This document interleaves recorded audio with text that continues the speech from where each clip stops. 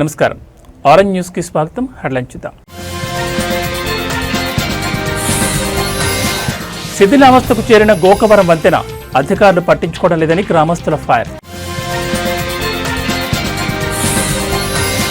వినాయక పందిళ్ల వద్ద అన్న సంతర్పణ చేయడం పురాతన సాంప్రదాయం. ఎమ్మెల్సీ పేరాపతుల రాజశేఖర్ వెల్లడి. ఎరువుల సరఫరాలో ఎలాంటి దుర్వినియోగం జరగలేదు. సొసైటీ చైర్మన్ తిబిరిశెట్టి ఆదినారాయణ స్పష్టం. ర్యాష్ డ్రైవింగ్ చేసే యువతకు కౌన్సిలింగ్ ఇచ్చిన సీఐ నరేష్ కుమార్. మైనర్లు వాహనాలు నడిపితే కఠిన చర్యలు తీసుకుంటామని హెచ్చరిక. ఇక డీటెయిల్స్ చూస్తే విశాఖలో జరిగే సారథ్యం బహిరంగ సభకు హాజరైన కేంద్ర మంత్రి జేపీ నడ్డాను అనపర్తి ఎమ్మెల్యే నల్లమిల్లి రామకృష్ణారెడ్డి మర్యాదపూర్వకంగా కలిసి బిక్కబోలు శ్రీ లక్ష్మీ గణపతి స్వామి చిత్రపటాన్ని అందజేశారు. ప్రధానమంత్రి నరేంద్ర మోడీ నిర్దేశించిన భారత్ లక్ష్యానికి సారథులుగా బీజేపీ కార్యకర్తలను సన్నద్ధం చేయడానికి బీజేపీ రాష్ట్ర అధ్యక్షులు పీవీఎన్ మాధవ్ చేపట్టిన రాష్ట్ర పర్యటన సారథ్యం కార్యక్రమం విశాఖపట్నంలో జరుగుతున్న సంగతి తెలిసిందే. కాగా ఈ సమావేశానికి హాజరైన కేంద్ర ఆరోగ్య కుటుంబ సంక్షేమ రసాయనాలు అండ్ ఎరువుల శాఖ మంత్రి జేపీ నడ్డా ముఖ్య అతిథిగా హాజరయ్యారు. ఈ సందర్భంగా విశాఖపట్నంలోని నోవాటల్ హోటల్లో ఎమ్మెల్యే రామకృష్ణారెడ్డితో కలిసి శుభాకాంక్షలు తెలిపారు.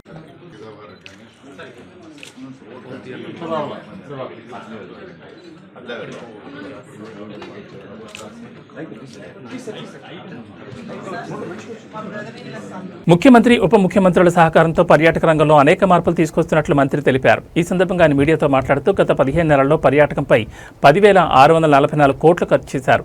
రానున్న 5 ఏళ్లలో 25,000 కోట్ల పెట్టుబడులు వచ్చే అవకాశం ఉందని పేర్కొన్నారు. విదేశీ పర్యాటకులు ఎక్కువ రోజులు ఉండేలా చర్యలు తీసుకుంటున్నారు. ప్రసిద్ధ పుణ్యక్షేత్రాల వద్ద భక్తుల కోసం స్టార్ హోటల్స్ నిర్మించనున్నారు. కేంద్ర ప్రభుత్వం స్వదేశ్ దర్శన్ పథకం సహాయంతో గోదావరి తీర ప్రాంతాలను అభివృద్ధి చేయనున్నారు. ముఖ్యంగా కడియం, నిడదవోలు, పుష్కర్ ఘాట్లను కలుపుతూ ఒక ప్రాజెక్టును చేపట్టబోతున్నారు. నిడదవోలు నియోజకవర్గ అభివృద్ధికి సుమారు 300 కోట్లు ఖర్చు చేశారు. రాజమండ్రిని ప్రధాన కేంద్రంగా చేసుకుని తూర్పుగోదావరి జిల్లాలోని 7 నియోజకవర్గాలను అభివృద్ధి చేస్తున్నట్లు మంత్రి దుర్గేష్ తెలిపారు. ప్రైవేట్ పార్ట్నర్షిప్ రెండు కూడా పీపీపీ అంటే అర్థం తెలియనటువంటి ప్రతిపక్షం మనకి ఈ రాష్ట్రంలో దరిద్రం. మనకు ఉన్నటువంటి ఇబ్బంది ఏంటంటే వాళ్ళు పీపీపీ అంటే ప్రైవేటైజ్ చేయడం అనుకుంటున్నారు. పబ్లిక్ ప్రైవేట్ పార్ట్నర్షిప్ అంటే పబ్లిక్ అంటే గవర్నమెంట్, ప్రైవేట్ అంటే ప్రైవేట్ పార్ట్నర్స్. వాళ్ళు పబ్లిక్ ప్రైవేట్ పార్ట్నర్షిప్తో చేసేటువంటి కార్యక్రమాల్ని ప్రైవేట్ రంగం అనేటువంటి మాట చెప్పేటువంటి మనకి దుస్థితి ఇవాళ ప్రతిపక్ష నాయకుల వల్ల కలుగుతూ ఉంది. ప్రతిపక్షంలో ఉన్నటువంటి ఆ మాజీ ముఖ్యమంత్రి గారి దగ్గర నుంచి పర్యాటక మంత్రిగా చేసినటువంటి వారి వరకు కూడా అందరికీ పీపీపీ అంటే తెలియనటువంటి పరిస్థితి వచ్చింది. ఎందుకంటే వాళ్ళు ఏ రోజును కూడా పీపీపీ ద్వారా రాష్ట్రాన్ని అభివృద్ధి చేయాలని ఆలోచన చేయలేదు. ఇవాళ మనం ఏం చెప్తున్నాం అంటే పబ్లిక్ ప్రైవేట్ పార్ట్నర్షిప్ అన్నప్పుడు పూర్తి దాని మీద అజమాయిషీ కానీ దాని మీద ఉన్నటువంటి కంట్రోల్ కానీ ప్రభుత్వం దగ్గరే ఉంటుంది. దానికి సంబంధించి పెట్టుబడి పెట్టేటువంటి వాళ్ళు ప్రైవేట్ వ్యక్తులు వస్తారు. వాళ్ళ మీద కంట్రోల్ మనమే పెట్టుకుని ఆ ప్రాజెక్టు బాగా జరగడానికి వీలుగా పీపీపీ మోడ్ అనేటువంటిది మనం చేస్తూ ఉన్నాం. ఇది అర్థం చేసుకోకుండా మెడికల్ కాలేజీ ప్రైవేటైజ్ చేసేస్తున్నారు, దానికి ఎవరు మాట్లాడడం లేదు. ఇలాంటి మాటలు మాట్లాడేటువంటి వాళ్ళకి అసలు పబ్లిక్ ప్రైవేట్ పార్ట్నర్షిప్ అంటే అర్థం తెలుసుకుని ముందు అప్పుడు మాట్లాడడం. 5 సంవత్సరాల కాలంలో మీరు ఎన్ని కట్టచ్చు, ఎన్ని చేశారో చెప్పండి సమాధానం. టైం ఏమి మీకు ఇచ్చిన టైము, మీకు ఇచ్చిన మ్యాండేటు 6 నెలలకో సంవత్సరాలకో మ్యాండేట్ ఇవ్వలేదు కదా. మీకు మ్యాండేట్ ఇచ్చింది 5 సంవత్సరాలకు ఇచ్చారు. మీరు వచ్చిన వెంటనే ప్రారంభించి 5 సంవత్సరాల కాలంలో మీ పురోగతి ఏంటో చెప్పండి. ఇవాళ రాజమండ్రి మెడికల్ కాలేజీ కొత్తగా బిల్డింగ్లు కట్టినటువంటి దాఖలాలు ఎక్కడా లేవు, ఏ కొద్దిపాటి తప్పితే.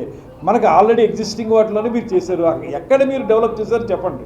అందుకే మేము చెప్తున్నాం దానికంటే బెటర్గా ఉండేటువంటి ఇవాళ మీరు చూస్తే పీపీపీ మోడ్లో ఎందుకంటున్నామంటే మనం ఏదైతే టైం బౌండ్ ప్రోగ్రామ్ ఉంటుందో టైం బౌండ్ ప్రోగ్రాం ప్రకారం ఈ 22 మెడికల్ కాలేజీలు పూర్తి స్థాయిలో అధునాతనమైన సౌకర్యాలతోటి ప్రజలకు అందుబాటులో వైద్య సేవలను అందించాలి అంటే ఖచ్చితంగా పీపీపీ మోడ్ ఉండాలి. వాళ్ళు చేసిన పనులన్నీ కూడా ఏది ఉపయోగం కాకుండా చేశారు. మీరందరూ కూడా గమనించారు, ఋషికొండను చూశారు. ఋషికొండ ఆ రోజున అక్కడ ఋషికొండ కట్టడానికి ముందున్నటువంటి రిసార్ట్స్ ఏవైతే ఉన్నాయో ఋషికొండ రిసార్ట్స్ సంవత్సరానికి 7 కోట్ల రూపాయల ఆదాయం ఇచ్చేటువంటి రిసార్ట్స్ అవి మొత్తం రాష్ట్రంలో మనకి పర్యాటక డిపార్ట్మెంట్కి అత్యధిక ఆదాయాన్ని ఇచ్చేటువంటి రిసార్ట్స్ని పగడగొట్టి అక్కడ మీరు ఒక రాజప్రసాదాన్ని కట్టుకున్నారు. మీకోసం మీరు ఒక పెద్దగా మీ కుటుంబ సభ్యులు మీరు ఉండడం కోసం పెద్దది కట్టుకున్నారు. దాన్ని ఇవాళ సంవత్సరం 4 నెలలు అయింది, సంవత్సరం 3 నెలలు అయింది. ఏమి దాన్ని ఉపయోగంలో తీసుకురావడానికి ఏం చేయాలి చెప్పండి. ఇవాళ దానికి 7 కోట్లు వచ్చే ఆదాయం పోగా మేము కరెంటుకి ₹1 కోటి బకాయి పడ్డాం. ఇవాళ అలాంటివి చేయటం వల్ల ఏంటి ఉపయోగం? బిల్డింగ్లు కట్టడానికో లేకపోతే ఊరికే ఊహాజనితంగా మాట్లాడడానికి కాదు కదా. మేము అందుకే చెప్తున్నాం, దీనికి సహేతుకమైనటువంటి విధానం ఏదైతే ఉందో పీపీపీ మోడ్, అక్కడ బాధ్యత పెట్టుబడి పెట్టినటువంటి ప్రైవేటు వ్యక్తులు కూడా దాని మీద బాధ్యత తీసుకుంటారు. వాళ్ళ మీద అజమాయిషీ ప్రభుత్వానికి ఉంటుంది. అది ఖచ్చితంగా అనుకున్న టైంలో పూర్తి చేసి అనుకున్న సమయంలో వైద్య సేవలు ప్రజలకు అందించడానికి వీలుగా పీపీపీ ప్రాజెక్ట్ అంటున్నాము. ఇది ప్రజలకు ఉపయోగపడే విధానం. ముందు పీపీపీ అంటే ఏంటో అర్థం తెలుసుకోమని చెప్పి ప్రతిపక్ష నాయకులు చెప్పారు. అంటే అసలు రోజా గారికి అలా మాట్లాడేటువంటి అర్హత ఉందా? ఆవిడ ఎమ్మెల్యేగా ఉన్నప్పుడు, మంత్రిగా ఉన్నప్పుడు కూడా ఆవిడ చేసింది ఏంటి? జబర్దస్త్లో మీరు పార్టిసిపేట్ చేయలేదా? జబర్దస్త్ కార్యక్రమాల్లో నిరంతరం మీరు మొన్నటి వరకు ఉన్నారు కదా. జబర్దస్త్ కార్యక్రమాల్లో పార్టిసిపేట్ చేసి మీరు అక్కడ రకరకాల విన్యాసాలు చేసి ఇవాళ మీరు మాట్లాడడానికి మీరు అర్హులా? మీరు ఒకటే చెప్పండి, మీరు పర్యాటక మంత్రిగా, అమ్మ రోజా గారు ఈ సమాధానం చెప్పండి, పర్యాటక మంత్రిగా ఎక్కడైనా సరే రాష్ట్రం మొత్తం మీద కొత్తగా ఒక ప్రాజెక్ట్ తీసుకొచ్చారా? కొత్తగా కేంద్ర ప్రభుత్వం నుంచి చేయగలిగారా? రాష్ట్ర ప్రభుత్వం ఏదైనా చేయించగలిగిందా? ఒక్కటి కూడా చేయలేదు. అదే ఇవాళ డిప్యూటీ సీఎం గారు పవన్ కళ్యాణ్ గారు ఒక్క రోజులో గ్రామ సభలు మొత్తం రాష్ట్రం అంతా నిర్మించారు. ఇవాళ ఎన్ఆర్ఈజీఎస్ ద్వారా మేము ధైర్యంగా చెప్పగలం, నేను ఎమ్మెల్యే అయిన తర్వాత నిడదవోలుకి మంత్రి అయిన తర్వాత ఎన్ఆర్ఈజీఎస్ ద్వారా రమారం 20 కోట్ల రూపాయలు తీసుకొచ్చి రోడ్లు వేయించగలిగాను ఉప ముఖ్యమంత్రి గారి యొక్క డిపార్ట్మెంట్ ద్వారా. అదేవిధంగా రాష్ట్రంలో నుండి ప్రతి ఎమ్మెల్యే కూడా ఎన్ఆర్ఈజీఎస్ అంటే అది ఉప ముఖ్యమంత్రి గారి డిపార్ట్మెంట్, ఆ డిపార్ట్మెంట్ నుంచి ఇవాళ లింక్ రోడ్లు కానీ గ్రామీణ రోడ్లు కానీ వేయించగలిగాం. అదేవిధంగా మీరు చేసినటువంటి అనేక కార్యక్రమాల్లో పంచాయతీలకి ఏదైతే ఆదాయం రావాలో ఆ ఆదాయాన్ని పెంపొందించే మార్గాన్ని పవన్ కళ్యాణ్ గారు చేపట్టారు. ఏనాడు కూడా ప్రజా సమస్యల పరిష్కారం విషయంలో ఎక్కడా కూడా అలసత్వం వహించలేదు. ఆయన కొంత ఖాళీ సమయాన్ని, ఆయనకి వేరే వ్యాపకం లేదు. మీకు కబ్జాలు ఉన్నాయి, మీకు వ్యాపారాలు ఉన్నాయి, మీకు దొంగ వ్యాపారాలు ఉన్నాయి. ఆయనకి ఏ రకమైనటువంటి వ్యాపారం లేదు. ఆయన సినిమాల ద్వారా వచ్చే 4 రూపాయలతో కుటుంబ పోషణ, ఆ వచ్చిన డబ్బును కూడా ఆయన ప్రజలకే ఖర్చు పెట్టేసేటువంటి పరిస్థితి. ఆయన ఒక పక్కన కొద్దిపాటి సమయాన్ని సినిమాలకు వెచ్చిస్తూ 90% సమయాన్ని ప్రజా సమస్యల పరిష్కారానికే చేస్తూ ఉన్నారు. మంత్రి అయినప్పుడు, ఉప ముఖ్యమంత్రి అయినప్పుడు సహజంగా ఎక్కడికైనా వెళ్ళాల్సింటే విమానాల్లో వెళ్తారు, అది సహజం. అది దాన్ని మీరు ఆక్షేపించడానికి మీకు అర్హత లేదు. మీకు ఇచ్చినటువంటి మంత్రిత్వ శాఖలో ఏ ఒక్క ఇంచ్ అభివృద్ధి మీరు చేయనటువంటి మీకు ఉప ముఖ్యమంత్రి గారిని విమర్శించే అర్హత లేదు అనేటువంటి మాట చెప్తున్నాను. అసలే ఆ పంట కాలంలో పారే నీరు అంతంత మాత్రమే. ఆ నీటితోనే రైతులు కింద మీద పడి సాగు చేసుకుంటున్నారు. అయితే కొన్నాళ్లుగా ఆ కాలువలో చెత్తా చెదారం, నానా వ్యర్థాలు తీసుకొచ్చి పడేస్తుండటంతో ఆ పంట కాలంలో పారే కొద్ది నీరు కూడా పారక వ్యవసాయానికి నీరందక రైతులు ఇక్కట్లు పడుతున్నారు. పిఠాపురం పట్టణం విరవాడ రోడ్లో గల వ్యవసాయ భూముల వద్ద ఉన్న పంట కాలువ వ్యర్థాలతో చెత్తా చెదారంతో నిండిపోయి నీరు పారక రైతులు ఇబ్బందులు పడుతున్నారు. కాలువలో వేసిన చెత్తా చెదారాలను రోజు తామే తీసుకుంటుండడం ఒక పనిగా మారి సరిగా వ్యవసాయం చేసుకోలేకపోతున్నామని రైతులు గగ్గోలు పెడుతున్నారు. ఈ విషయాన్ని ఇరిగేషన్, మున్సిపల్ అధికారులకు ఎన్నిసార్లు చెప్పుకున్నా పట్టించుకోలేదని రైతులు ఆవేదన చెందుతున్నారు.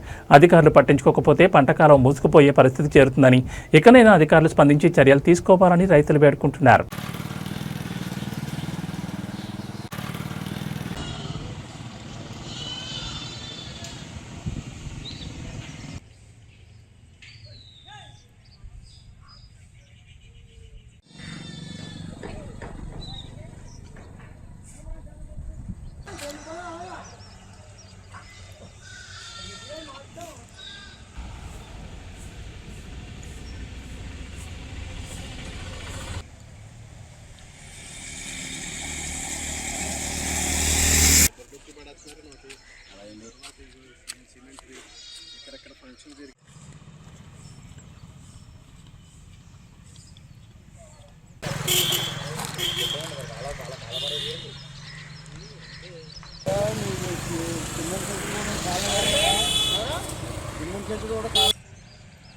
అంతేగాని ఆడ అవడ పడేసాడు ఆడ కనుక్కుంటే రోజు ఇక్కడ కూర్చుంటుంది. దాంట్లో దిగనా కుదురుతుందా, చైనా కుదురుతుందా?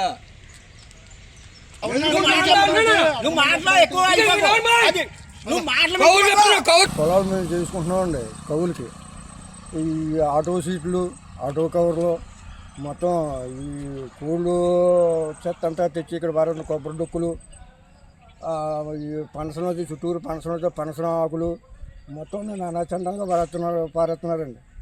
అంచేత మీరు ఇరిగేషన్ డిపార్ట్మెంట్ కానీ మున్సిపాలిటీ కానీ కొంచెం మీరు పట్టించుకోవడం 2 సార్లు రైతులు పచ్చాంగం మేమే తవ్వించుకున్నాం సొంతంగా నుంచి మేము బోనం చేసుకుంటున్నామండి. ఇది ఈ కాలువ శుభ్రంగా కప్పడిపోతుందండి. 2 సార్లు మేము సొంతంగా తవ్వించుకున్నామండి. ఈ కొబ్బరికాయలు తెచ్చి పారేస్తున్నారండి పొలం పంట. ఈ ఊళ్ళో తవ్విన కొబ్బరి చెట్లు మొదలు తెచ్చిగా పారేస్తున్నారండి. ఈ చచ్చిన కోళ్ళు బత్తాలు తెచ్చిగా పారేస్తున్నారండి. ఈ ఆటో సీట్లు గట్రా తెచ్చి ఇక్కడ పారేస్తున్నారండి. ఈ కేబుల్ వైర్లు గట్రా తెచ్చిగా పారేస్తున్నారండి. ఎవరో ఎలక్ట్రిసిటీ డిపార్ట్మెంట్ కానీ మున్సిపాలిటీ కానీ పూసుకుంటారండి. దయించి కొద్దిగా పూసుకుంటారండి. మా చేయాలండి పొలంలో నీరు బయటకు పోద్దండి. మా పొలాలు పాడకుండా ఉంటాయండి. గోకవరంలో ఉన్న ఈ వంతెన 119 సంవత్సరాల పురాతనమైంది. ఇది బ్రిటిష్ కాలం నాటిది. ప్రస్తుతం ఇది చాలా ఇరుగ్గా ఉండడంతో పాటు శిథిలావస్థకు చేరుకుంది. రాజమండ్రి నుంచి భద్రాచలం వెళ్లే ప్రధాన రహదారి ఇదే కావడంతో ఈ వంతెనపై నిత్యం భారీ ట్రాఫిక్ జామ్లు ఏర్పడుతున్నాయి. ఒక వాహనం వెళుతుంటే మరొక వాహనం వెళ్లడానికి దారి లేకపోవడం ప్రధాన సమస్య. ప్రయాణికులు, వాహనదారులు ప్రతిరోజు గంటల తరబడి ట్రాఫిక్లో చిక్కుకుంటున్నారు. అత్యవసర పరిస్థితుల్లో రోగులతో వెళుతున్న అంబులెన్స్లు కూడా గంటల పాటు నిరీక్షించాల్సి వస్తోంది. స్కూళ్లు, కాలేజీలు, ఆఫీసులకు వెళ్లేవారు సమయానికి చేరుకోలేకపోతున్నారు. ముఖ్యంగా ఆదివారాల్లో ఏజెన్సీ ప్రాంతాలకు వెళ్లి తిరిగి వచ్చే పర్యాటకులు తీవ్ర ఇబ్బందులు పడుతున్నారు. భారీ వాహనాలు మలుపు తిరిగేటప్పుడు వంతెన ఇరువైపులా ఉన్న తూములు విరిగిపోయాయి. ఇది ప్రయాణికులకు మరింత ప్రమాదకరంగా మారింది. గత ప్రభుత్వ హయాంలో వంతెన నిర్మాణానికి 13 కోట్లు మంజూరైనా కొంతమంది ఆక్రమణదారులు కాలువ పక్కన భవనాలు నిర్మించడంతో ప్రాజెక్టు నిలిచిపోయింది. ఇంతటి ముఖ్యమైన సమస్యపై అధికారులు, ప్రజాప్రతినిధులు ఎందుకు దృష్టి పెట్టడం లేదని స్థానికులు ప్రశ్నిస్తున్నారు.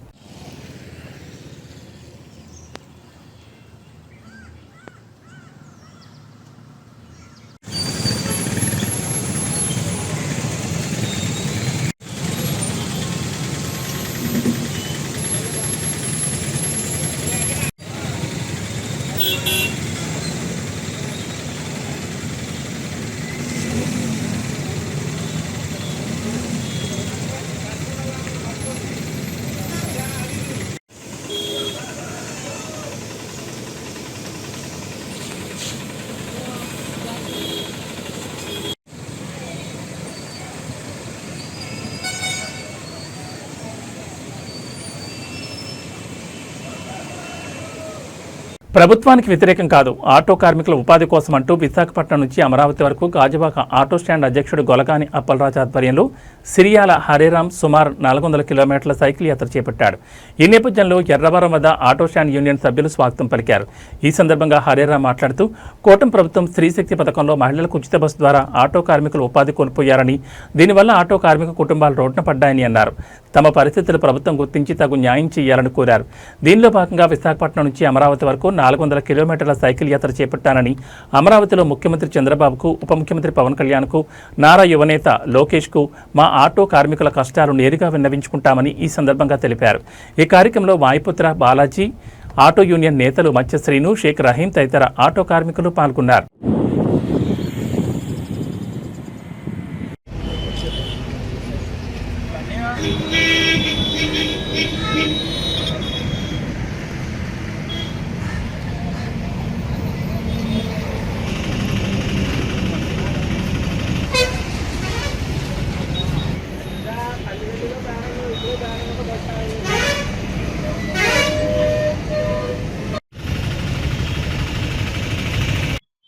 సార్, నా పేరు సిరియాల హరేరామ్ సార్. నేను ఆంధ్రప్రదేశ్ ఆటో యూనియన్ తరపున గాజువాక ఏరియా 86 ఆటో స్టాండ్స్ తరపున గాజువాక నుండి అమరావతి వరకు కూడా సైకిల్ యాత్ర.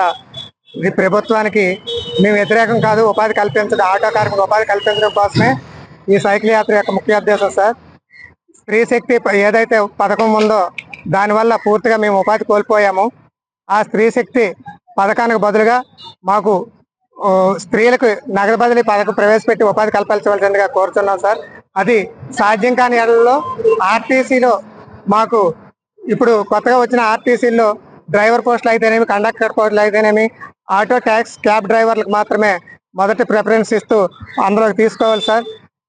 ఈ ఉద్యోగాలు ఇవ్వడం అందరికీ సాధ్యం కాదు కాబట్టి నెలకు 30,000 రూపాయలు వచ్చే విధంగా స్వయం ఉపాధి కోసం మాకు శిక్షణ కల్పించి, దానికోసం మీరు బ్యాంక్ ద్వారా రుణాలు ఇప్పించి, పావుల వడ్డీకి రుణాలు ఇప్పించి మాకు తక్షణమే మాకు ఉపాధి కల్పించే విధంగా మీరు ప్రభుత్వం కోరుతుందని ఆశిస్తున్నాం సార్. అలాగే మేము ప్రభుత్వానికి వ్యతిరేకం కాకుండా కాదు సార్, మా ఉపాధి కోల్పోయడం కోసమే, మా బాధలు చెప్పుకోవడానికి కోసమే ఇక్కడికి వచ్చాం. ఇప్పుడు అలాగే చంద్రబాబు నాయుడు గారికి, నారా లోకేష్ గారికి, అలాగే మన డిప్యూటీ సీఎం పవన్ కళ్యాణ్ గారికి, మన టీడీపీ అధ్యక్షుడు పల్లా శ్రీనివాసరావు గారు కూడా నేను ఇదే విన్నవించుకుంటున్నాను సార్. మేము ఆటో కార్మికులు ఎవరం కూడా ప్రభుత్వానికి వ్యతిరేకం కాదు. మా ఉపాధి కోల్పోయింది, ఇది తెలియజేయడం కోసమే మా యొక్క ముఖ్య ఉద్దేశం. అలాగే ఇప్పుడు తక్షణమే కావాల్సిన ఏంటంటే మాకు ఆటో ఇన్సూరెన్స్లు కూడా కట్టుకోలేకపోతున్నాం ఉపాధి లేక. దాన్ని 50% రాయితీగా ఇప్పించగలరని కోరుచున్నాం. అలాగే మాకు ఉపాధి నిమిత్తం పూర్తిగా కోల్పోయాం కాబట్టి నెలకి ఒక 5,000 రూపాయలైనా తక్షణంగా సాయంగా అందించవలసిందిగా కోరుచున్నాం. అలాగే మాకు ట్రాక్ల దగ్గర ఇప్పుడు ఫిట్నెస్కి వెళ్ళేటప్పుడు ట్రాక్ల వల్ల ఆన్లైన్ సిస్టమ్ ప్రైవేట్ ద్వారా అయిన వల్ల ఒకరోజు మాకు ఫిట్నెస్కి 860 రూపాయలు కట్టుకోవాలి సార్. ఎందుకంటే ప్రభుత్వ విధానంలో ఉండేటప్పుడు మాకు 15 రోజులు టైం ఉండేది. ఇప్పుడు ఒక రోజు అయిపోతే మళ్ళీ 860 రూపాయలు కట్టి మళ్ళీ చేయించుకోవాల్సి వస్తుంది. దాన్ని కూడా 15 రోజుల వరకు కూడా గడువు పెంచాలని కోరుకుంటున్నాం సార్. అలాగే మా పిల్లలకి చదువుల కోసం ప్రభుత్వ ప్రైవేట్ పాఠశాలల్లో మాకు 50% రాయితీ వచ్చేటట్టుగా కూడా ప్రభుత్వం ఆలోచించవలసిందిగా మేము కోరుకుంటున్నాం సార్. అలాగే చంద్రబాబు నాయుడు గారు మీరు అభివృద్ధి మహాధ్యేయంగా ఎప్పుడు పనిచేస్తున్నారు. మేమంతా కూడా మీ ప్రభుత్వాన్ని మెచ్చే మీకు మళ్ళీ ఓట్లు వేయడం జరిగింది సార్. మీరు ఉంటేనే అందరికీ ఉపాధి కలుగుతుందని మేము నమ్మి ఓట్లు వేయడం జరుగుతుంది సార్. కాబట్టి మా ఉపాధి కోసం మీరు ఆలోచిస్తారని నేను మనస్ఫూర్తిగా కోరుకుంటున్నాను సార్. కాకినాడ గాంధీనగర్ పార్క్ వద్ద ఓ కారు అదుపు తప్పి ద్విచక్ర వాహనాలను గుద్దుకుంటూ ఓ షాప్లోకి దూసుకుపోయింది. వివరాలకు వెళ్తే కాకినాడ గాంధీనగర్ పార్క్ వద్ద పార్క్ చేసి ఉన్న వాహనాలను వాటితో పాటు పక్కనే ఉన్న షాపులను అదుపు తప్పిన కారు ఢీకొట్టింది. దీంతో పలు వాహనాలు ధ్వంసమయ్యాయి. డ్రైవింగ్ రాని యువకులు నడపడం వల్ల ఈ విధంగా జరిగిందని స్థానికులు ఆరోపిస్తున్నారు. పూర్తి వివరాలు ఇంకా తెలియాల్సి ఉంది.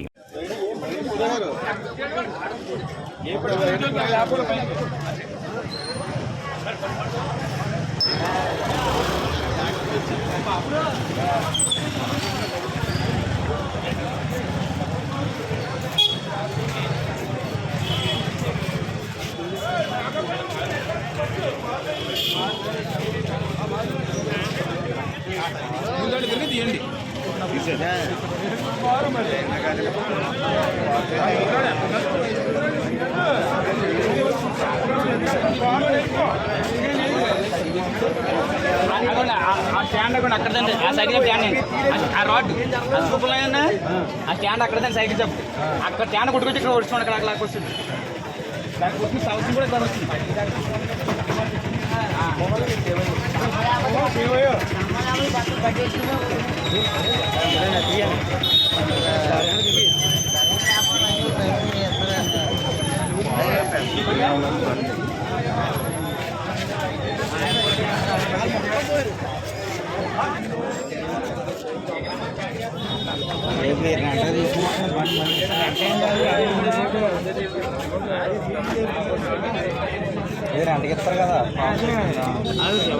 Bolusu Sambamurthy railway flyover bridge పై నుంచి పెచ్చులుడి కింద పడ్డాయి. ఈ సంఘటన జరిగినప్పుడు ఒక ద్విచక్ర వాహనదారుడు ఆ బ్రిడ్జి కింద నుంచి వెళ్తున్నారు.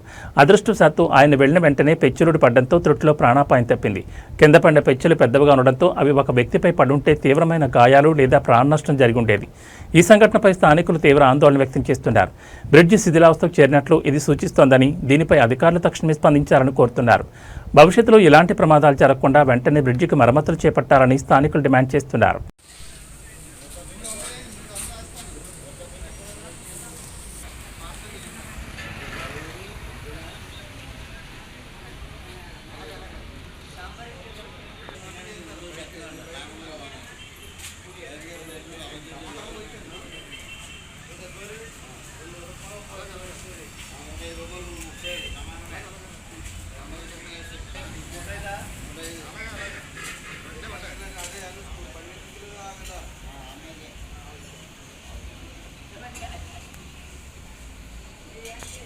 కాకినాడ గాంధీనగర్లోని వరసిద్ధి వినాయక ఉత్సవ కమిటీ ఆధ్వర్యంలో భారీ అన్న సంతర్పణ కార్యక్రమం నిర్వహించారు. ఈ కార్యక్రమానికి ముఖ్య అతిథిగా ఎమ్మెల్సీ పేరాబత్తుల రాజశేఖర్ హాజరయ్యారు.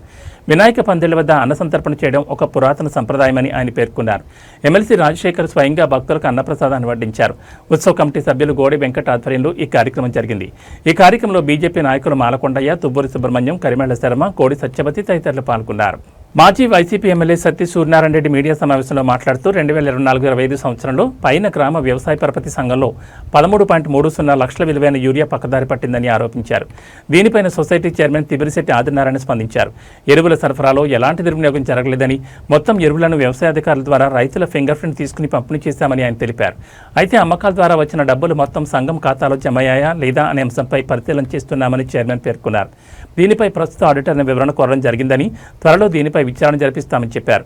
ఆడిట్ తర్వాత తప్పు జరిగినట్లు తేలితే బాధ్యులపై కఠిన చర్యలు తీసుకుంటామని ఆయన హామీ ఇచ్చారు. 2 రోజుల్లో ఈ విషయంపై మరింత స్పష్టతిస్తామని పేర్కొన్నారు. ఈ కార్యక్రమంలో మాజీ సర్పంచ్ వీరభద్రం, మాజీ MPTC Rayudu Srinu, TDP party president Danget Ramana. అందరికీ నమస్కారం. పైన సొసైటీ చైర్మన్గా మీకు ఒక విన్నపం. ఇక్కడ పైనలో జరిగినటువంటి కొన్ని సమస్యల గురించి పేపర్లో వేశారు కాబట్టి దాని గురించి వచ్చి నిన్న పరిశీలన చేసాం. పరిశీలన చేస్తే అందులో ఇంకా కొన్ని విషయాలు ఇంకా ఆడిటర్ గారికి ఫోన్ చేసి నేను మాట్లాడితే ఆయన ఇంకా 4 రోజుల్లో కానీ రికవరీ అది ఇంకా తెలియదని చెప్పారు ఆయన. దాని నిమిత్తం ఇక్కడ ఏంటంటే ఏదో జరిగిపోయింది అనే ఉదంతం ఎక్కువగా ఉంది. దానికి అవగాహనగా ఇక్కడ అది అంటే నాకు ఇంకా ఏం తెలియలేదు. అది ఏమన్నా తప్పు ఒప్పులు ఏమన్నా ఉంటే ఇంకా 2-3 రోజులు అది ఏదైనా జరిగి ఆడిట్గా చెప్పిన తర్వాత దాన్ని చర్య తీసుకుంటాం. కానీ మన మాజీ ఎమ్మెల్యే గారి మట్టికి మాత్రం ఇక్కడ ఏదో జరిగిపోయింది, దీని ఆ వెనకాల ఉన్నట్టు వారు ఎమ్మెల్యే గారని ఊరిక ఆయన చెప్తున్నాడు. అది ఏమాత్రం సబు కాదు. అలాగే అనుకుంటే ఆయన గతంలో ఆయన అలాగే ఉండి చేయించి ఉంటాడు, అందుకని ఇవాళ అనగలుగుతున్నాడు. ఏంటంటే ఈ అవగాహన అనేది రైతులకు ఏ విధమైన లోపాలు జరగలేదు. రైతుల విషయంలో ఎరువులు ఇచ్చేదానికి సక్రమంగానే జరిగినాయి. కానీ ఈ ఆడిట్ జరిగినటువంటి కార్యక్రమంలో ఏమన్నా అవకతవకలు ఉన్నాయో లేవో నేను తెలుసుకుని భవిష్యత్తులో నేను దీన్ని పరిశీలన తీసుకుని ఇందులో ఏ విధమైన లోపాలు జరిగినా దాన్ని ఇమీడియట్గా చర్య తీసుకుంటాం. కానీ ఈ లోపల ఈ వైఎస్ఆర్ నాయకులు ఊరిక దాన్ని కొండనే ఏదో జరిగిపోయిందని చిన్న కొండలా చూపించి 10 మందికి బాగా ఇక్కడ ఏదో జరిగిపోయింది, ఎమ్మెల్యే గారికి అనుసంగంలో జరిగింది అనుకుంటాం తప్పు. దాని నిమిత్తంగా ఏ విధమైన లోపాలు ఇక్కడ జరగలేదు. కానీ అమౌంట్లని జరిగినాయి అన్నారు చూడండి, అది ఏంటనేది ఆడిట్ జరిగిన తర్వాత పరిశీలన తీసుకుని దాన్ని సక్రమంగా మేము ఇందులో తప్పు జరిగితే ఏ ఒక్కరినైనా సరే, సెక్రటరీ అవ్వచ్చు, స్టాఫ్ అవ్వచ్చు, ఎవరినైనా సరే మేము కంపల్సరీ చర్య తీసుకుంటాం. నేను వచ్చి 15 రోజులు అయింది. ఈ లోపల ఏదో జరిగిపోయిందంటే ఇక్కడ మీదో మా పార్టీ చేసింది అంటున్నారు. అంతమంది ఇదంతా గతంలో జరిగిందే. చెప్పుకోవాల్సి వస్తే గతంలో మీ అయ్యంలో జరిగినటువంటి మీ ఎప్పుడు వచ్చింది ఎన్నాళ్ళు అవ్వలేదు కదా. మన ఎమ్మెల్యేలు కూడా దీని గురించి ఏం పట్టించుకోరు కదా. ఇది జరిగినటువంటిది గతంలో జరిగినట్టు దాన్ని ఇవాళ బయటకి మీ ఉపహోతోడు మీరు తీసుకుంటారు బయటకి. ఇది అంతే తప్ప కానీ ఇక్కడ అంతా మీరు అనుకున్నట్టుగా ఏమీ జరగలేదని నాకు నిర్ధారణ దొరుకుతుంది. ఏమైనా జరిగితే మట్టుకు మాత్రం నేను ఈ ఆడిట్ జరిగిన తర్వాత నేను దాని చర్య తీసుకుంటాను కంపల్సరిగా. ఇందులో ఎంతటి వారు ఎవరేం జరిగి తప్పుని కంపల్సరిగా మా ఎమ్మెల్యే గారు ఒప్పుకోరు. దానికి నేను స్పందించి మీకు అందరికి మళ్ళీ నేను ఇది ఏమైంది ఆడిట్ జరిగిన తర్వాత ప్రెస్ మీట్ పెట్టి మీ అందరికి కూడా వివరిస్తాను. రాజోలు సర్కిల్ కార్యాలయం వద్ద CI Naresh Kumar rash driving చేసే యువతకు కౌన్సిలింగ్ ఇచ్చారు. లైసెన్స్, నంబర్ ప్లేట్లు లేకుండా వాహనాలు నడిపితే కఠిన చర్యలు తీసుకుంటామని ఆయన హెచ్చరించారు. మైనర్లు వాహనాలు నడపకుండా వారి తల్లిదండ్రుల సమక్షంలో వారికి తగు సూచనలు చేశారు. నంబర్ ప్లేట్లు లేని వాహనాలకు వెంటనే నంబర్ ప్లేట్లు ఏర్పాటు చేయించారు. దీనికోసం ఒక మెకానిక్ను అక్కడ పిలిపించి తల్లిదండ్రుల సమక్షంలోనే ఈ పని పూర్తి చేయించారు.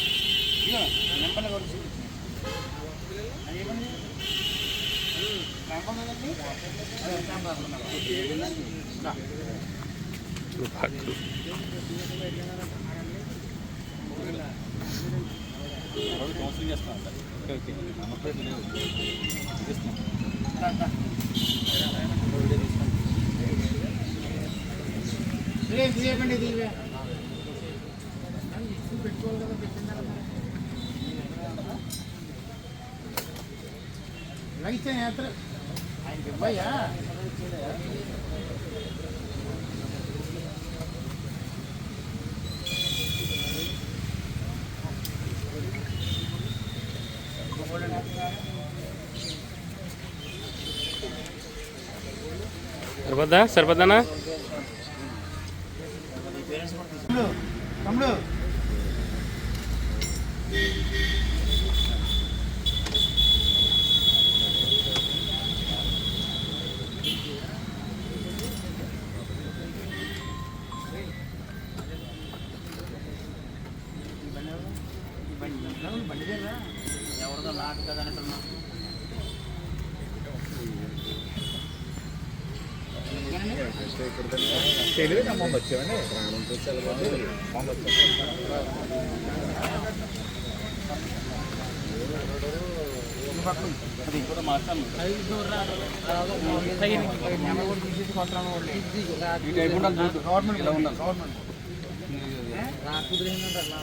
ఇవి బులెటిన్ విశేషాలు. మరో బులెటిన్లో మళ్ళీ కలుసుకుందాం. నమస్కారం.